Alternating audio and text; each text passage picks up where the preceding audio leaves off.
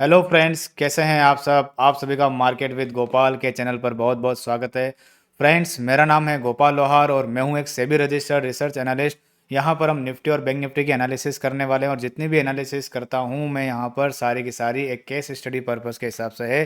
कोई भी bye cell की रिकमेंडेशन नहीं है। अगर आप मेरी सर्विस लेना चाहते हैं तो आप नीचे दिए गए डिस्क्रिप्शन वगैरह में चेकआउट कर सकते हो और वहाँ पर पेमेंट करके सर्विस ले सकते हैं। तो फ्रेंड्स, आज हम निफ्टी और बैंक निफ्टी को देख लेते हैं कि कैसा क्या होने वाला है और आने वाले समय में क्या होने वाला है। जैसा कि आप जानते हो कि अब बाज़ार जो है 26-27 तारीख के आसपास खुलेगा। जैसा कि मंडे आ रहा है, उस दिन देख लेता हूँ मैं। मंडे आ रहा है, उसके बाद में फिर 1 तारीख का बजट है और कैसे बाज़ार उस तरह से रिएक्ट करने वाला है आज देखेंगे और चार्ट के हिसाब से भी हम समझेंगे कि बाज़ार में क्या हो सकता है। तो ये है फ्रेंड्स निफ्टी का चार्ट। जैसा कि आपको दिख रहा होगा डेली के चार्ट पर, आपको दिखाई दे रहा होगा। एक सेकंड रुकिएगा। डेली के चार्ट पर आपको दिखाई दे रहा होगा, यह है निफ्टी का चार्ट। जैसा कि आप जानते हैं इसके अंदर कि हम शुरू से बात करते हुए आ रहे हैं कि हम करेक्शन में चल रहे हैं, करेक्शन में चल रहे हैं। करेक्शन जो है कि ख़त्म होने का नाम नहीं ले रही है। ठीक है, मैंने आपको उसी समय बोला था फ्रेंड्स, जब यहाँ कहीं थे तो मैंने बोला था मिनिमम मैं देखना चाहता हूँ 3 मंथ तक की करेक्शन होती है। अगर उसके ऊपर एक्शन होनी चाहिए तो फिर लंबा समय जाएगा। ठीक है, तो आप देख पा रहे हो कि जो लंबा समय निकल रहा है और हमको काफ़ी समय हो चुका है। यहाँ से 1 अक्टूबर से हमने करेक्शन स्टार्ट करी थी और आज हम जनवरी को भी एंड कर चुके थे। यानी कि अक्टूबर, नवंबर, दिसंबर, जनवरी 4 मंथ हमारे निकल चुके हैं करेक्शन में। और डेली की फॉर्मेशन को बनने में मैंने आपको बोला था कि 5 to 6 मंथ लगते हैं। तो 4 मंथ हमने निकाल दिया है। एक आध महीना मुश्किल से मेरे हिसाब से और बचा हुआ है। उसके बाद में फिर बड़ा ट्रेंड चालू होने वाला, चाहे भले ऊपर से चालू, ऊपर की तरफ चालू हो, चाहे भले नीचे की तरफ चालू हो।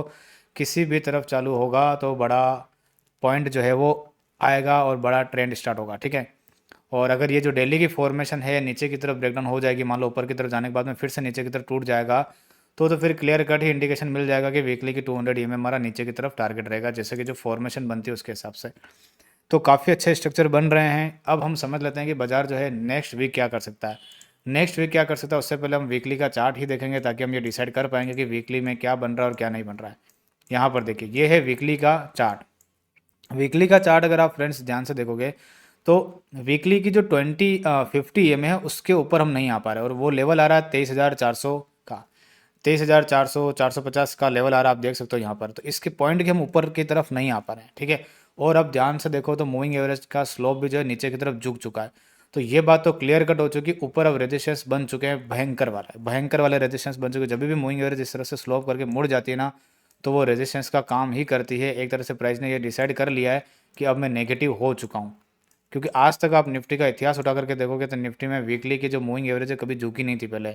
जब ये 8 महीने की करेक्शन हुई थी तब यहाँ झुकी थी, उसके बाद में फिर कभी नहीं झुकी इतनी नीचे की तरफ। स्लोप नहीं मुड़ा, यहाँ पर भी देखिए आप। लेकिन इस बार इसका स्लोप जो है नीचे की तरफ मुड़ चुके हैं। तो इसका मतलब ये बात तो क्लियर है कि जो वीकली में ये जो मूविंग एवरेज आ रही है ऊपर की जितनी भी आ रही है ये वाली, ये भयंकर रेजिस्टेंस बन चुका है 24,000 के आसपास। तो 24,000 जो है रेजिस्टेंस बहुत टाइट वाला है, बहुत टाइट वाला है। ठीक है, बाजार इसको किस तरह से काटेगा किस तरह से नहीं काटेगा वो बाद में देखेंगे अपन। लेकिन उससे पहले वीकली की जो 50 EMA काफ़ी अच्छा खासा रेजिस्टेंस बन चुका है 23,400 का। तो अब जब तक 23,400 के अंदर क्लोजिंग नहीं आती, क्योंकि वीकली की 50 EMA के अंदर ये क्लोजिंग आएगी तब जाकर के बाजार कोई अच्छा खासा बाउंस बैक ले पाएगा। तो 50 EMA के अंदर क्लोजिंग नहीं आती है तब तक बाजार में बुलिश मोमेंटम हमें देखने को नहीं मिलेगा। तो वीकली की 50 EMA काफ़ी इंपॉर्टेंट है वीकली के पॉइंट ऑफ व्यू से। 23,425, तो ये रेजिस्टेंस बना हुआ है। अब हम आ जाते हैं डेली चार्ट पर। डेली के चार्ट पर आप देखोगे तो पुराना वाला जो सपोर्ट था ये वाला 23,400, 350, तो अब वो रेजिस्टेंस बन चुका है फिलहाल। हम यहाँ गए, देखो मैंने आपको पहले भी बोला था डेली के 10 EMA के आसपास आते ही हमको सेलिंग देखने को मिल सकती है। यहाँ तो हमें देखने को नहीं मिली, लेकिन उसके नेक्स्ट डे ही हमें यहाँ पर सेलिंग देखने को मिल गई थी। 23,425 के आसपास हम ओपन हुए और फिर पूरा का पूरा उस दिन नीचे की तरफ गिर गए। लेकिन नीचे गिरने के बाद में हमको 3 दिन हो गए और हमने कुछ भी नहीं करा। तो यानी कि ये पूरा जो जोन देख रहे हो यहाँ पर आपको वीकली में दो दोजी देखने को मिलेगी। बाजार में ऐसे होता है, जब भी एक बड़ी रेड कलर की कैंडल आती है तो वीक के अंदर 2 से 3 दोजियाँ तो बनती ही बनती है। जैसे यहाँ पर बनी, फिर दो दोजी बन गई, फिर यहाँ बनी, फिर दो दोजी बन गई, फिर ये बनी, फिर यहाँ पर दो दोजी बन गई, फिर से दो दोजी बन गई। तो इस वीक मूवमेंट आना ही पक्का है।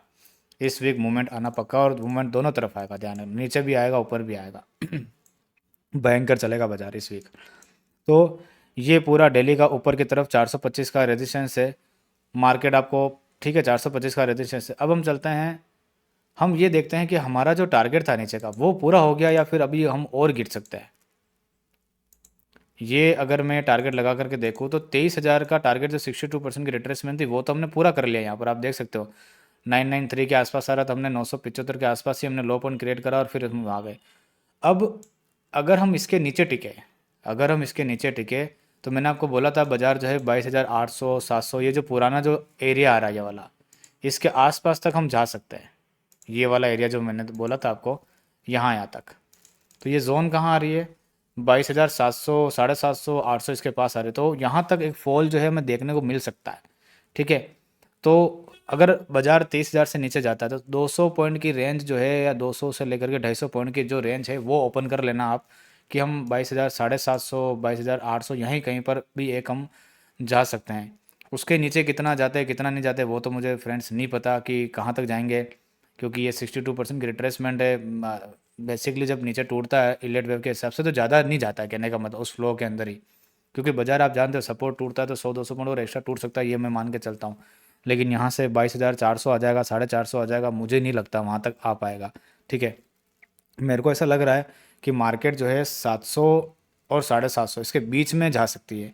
फिर उसके नीचे और एक्स्ट्रा टूट जाए फिर तो देखो, फिर ऐसा क्या ही न्यूज़ आ जाएगी कि फिर इतना भयंकर टूट जाएगा यहाँ से 500 पॉइंट। तो देखते हैं क्या होता है क्या नहीं होता है। तो 22,000 750 700 800 इसके बीच में कहीं ना कहीं पर मुझे ऐसा लगता है कि यहाँ तक जा सकता है। इससे ज़्यादा तो फिलहाल मुझे उम्मीद नहीं है फिलहाल तो। ठीक है, तो ये यहाँ तक नीचे की तरफ डाउन साइड का लेवल जो है लेकर के चलते और यहाँ लगा देते हैं, काम करते हैं 22,750 और 700 की जोन पे यहाँ पर लगा देते हैं। तो ये एक एरिया मुझे लगता है कि अप्रोच बाजार जो है कर सकता है।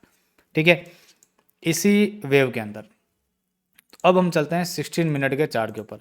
60 मिनट का चार्ट आप ध्यान से देखोगे तो 60 मिनट में जब से हम यहाँ से नीचे की तरफ टूटे हैं तो 50 EMA के ऊपर हम ज़्यादा नहीं टिक पा रहे, 50 EMA के ऊपर ज़्यादा नहीं टिक पा रहे। और फ्राइडे की चाल अगर आप देखोगे तो नीचे की तरफ टूट चुकी है ऊपर यहीं कहीं पर आने के बाद में, और ऐसा लगता है कि यही चाल नीचे की तरफ कंटिन्यूशन में करेगा, ये यही चाल कंटिन्यूशन में करेगा। तो अब हम आने वाले समय में हमको ये नोट, अब मैं बताऊँ ना बाजार ऊपर भी जाएगा तो भी नीचे गिर जाएगा, ये लेवल ये मार्क कर लो वो मार्क कर लो का कहीं सेंस नहीं बनता, क्योंकि फॉर्मेशन में चल रहा है। तो यहाँ पर कौन सी मूविंग एवरेज आ रही है, 100 की मूविंग एवरेज आ रही है।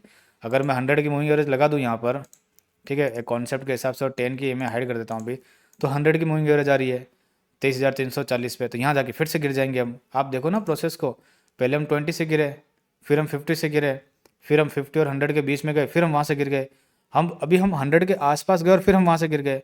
तो ज़्यादा से ज़्यादा क्या होगा, मान लो बुलिश अच्छा खासा बाउंस बैक आ जाता है तो ज़्यादा से ज़्यादा क्या होगा, 100 को टेस्ट कर लेगा फिर गिर जाएगा। तो मतलब कुल मिला के मैं आपको बोल दूँ कि ये लेवल ध्यान में रखना, इसके ऊपर ये चला जाएगा उसके ऊपर ये चला जाएगा, उसका कोई सेंस नहीं बन रहा है, क्योंकि अल्टीमेटली इस फॉर्मेशन के हिसाब से गिरना ही है। 100 EMA से टेस्ट करके फिर गिर जाएंगे, 200 EMA को टेस्ट करके फिर गिर जाएंगे, अल्टीमेटली हमको गिरना ही है। तो फिर लेवल को देखने का सेंस क्या बनता है, हमको तो मूविंग एवरेज पे कॉन्सेप्ट करना है। इसके हिसाब से हम 100 EMA के आसपास जो लेवल आ रहा है यही आ रहा है 23,350, तो मोटा मोटी ये वाला रेजिस्टेंस बन गया है। तो ये लेवल जो है ना रेजिस्टेंस बना हुआ, तो इसलिए क्या है कि यहाँ पर हमको रेजिस्टेंस जो मार्क करके रखना है, और मेरे हिसाब से नहीं जा पाएंगे अपन। ठीक है, अब हम देखो ये जो पूरी कंसोलिडेशन है, ये कंसोलिडेशन है पूरे 2 वीक की। तो 2 वीक के अंदर क्या है कि इसने 15 मिनट की फॉर्मेशन जो है अपनी पूरी कंप्लीट कर ली। यहाँ पर ये 15 मिनट की फॉर्मेशन पूरी कंप्लीट कर ली और नीचे की तरफ जो है नीचे की तरफ टूट भी चुका है। तो अब आने वाले समय में आपको नोटिस जो करना मैं आपको बता देता हूँ। एक तो ये जोन, ये बेसिक टेक्निकल वाले सब नोटिस करते हैं, आपको भी यही नोटिस करना है। ठीक है, एक तो ये जोन नोटिस करना है और फिर 15 मिनट की 20 और 50 नोटिस करना, और ज़्यादा से ज़्यादा अगर आप नोटिस करना भी चाहो तो 23,250 का लेवल ये नोटिस कर सकते हो। तो यहाँ कहीं पे भी मिलता है और नीचे गिरने की कोशिश करता है तो स्टॉप लॉस लगा करके आप उसको सेल कर सकते हो। और नीचे की तरफ मुझे इस बार लग रहा है कि इस बार अगर इसके पास आए ना टूट जाएगा लेवल, ये लेवल नीचे की तरफ टूट जाएगा और नया लो आपको देखने को मिलेगा। ठीक है, अब हम चलते हैं 5 मिनट के चार्ट पर। आप देखोगे तो 5 मिनट की 200 EMA के भी हम नीचे आ चुके हैं। तो 5 मिनट की 200 EMA के नीचे आते तो सिंपल सा मेरा रूल बनता है कि सेल करते हुए चलना मुझे तो भाई। ठीक है, तो 5 मिनट की जो 200 EMA है वो है रेजिस्टेंस बन गया है 23,180 के आसपास, 190 के आसपास। तो जब तक इसके ऊपर नहीं टिकता है तो ठीक है, और ऊपर टिकेगा तो थोड़ी देर के लिए बुलिश होगा, फिर से नीचे गिर जाएगा। जैसे आप देख सकते हो यहाँ पर 5 मिनट के 200 से ऊपर गया, लेकिन हुआ क्या, अल्टीमेटली 15 मिनट के 200 EMA के आसपास थोड़ा सा ऊपर गया और 30 मिनट के 200 के आसपास जाके गिर गया ना। तो अल्टीमेटली ऊपर से सेलिंग ही देखने को मिलेगी। आपको लगेगा ब्रेकआउट हो रहा है और सिंपल सी बात है कि डाउन ट्रेंड चल रहा है, डाउन ट्रेंड चल रहा है फ्रेंड्स, एक सेकंड रुकिए। सिंपल सी बात है, डाउन ट्रेंड चल रहा है तो ऊपर जब भी जाएगा तो क्या होगा, सेलिंग मिलेगी ना। आपको लगता है ब्रेकआउट हो रहा है, ब्रेकआउट हो रहा है,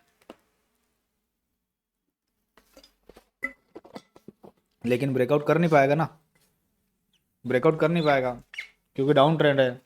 जैसे ऊपर जाएगा फिर से सेलिंग आएगी, जितना ज़्यादा ऊपर जाएगा उतनी ज़्यादा भयंकर सेलिंग आएगी इसके अंदर, ठीक है।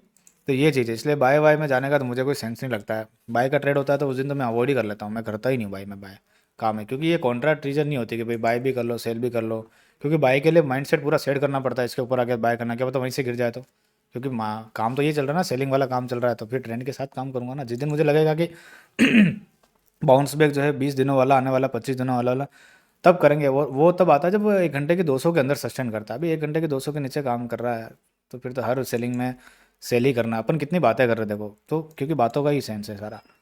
तो देखो 5 मिनट का चार्ट आप ध्यान से देखोगे तो 5 मिनट की आप देखोगे 10 और 20 EMA के नीचे नीचे चल रहा है। तो जब तक 10-20 EMA के नीचे नीचे चल रहा है, व्यू नीचे का लेकर से चलना है, और ऊपर आता है तो 200 EMA के आसपास तक जाएगा और फिर से सेलिंग आ जाएगी। और यहाँ पर आपको ध्यान रखना कि 15 मिनट के स्ट्रक्चर से हम नीचे की तरफ टूट चुके हैं, तो 15 मिनट की 200 रेजिस्टेंस अब आपके लिए बन चुका है, ठीक है।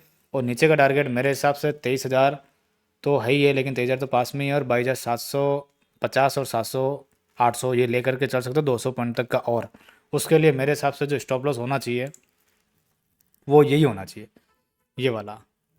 क्योंकि अभी यहाँ से टूटे तो यहाँ से रिवर्स करके ऊपर जाना, फिर क्या होगा नया, फिर तो एक रेंज बना देगा, फिर तो एक रेंज बना देगा, इसके बीच में झुलाएगा।